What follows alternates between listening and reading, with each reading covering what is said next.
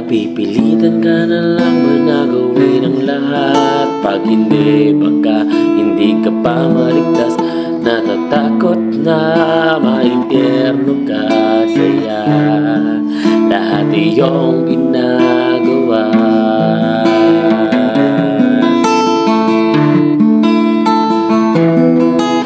Iniisip mo na ayos ka na, kaya ang Biblia ay di na binabasa.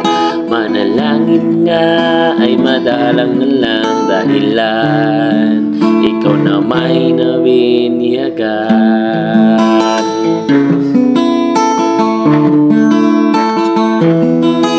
Pahatid mo naman, o kapatid, na ang araw ng Diyos di dapat ipagpalit.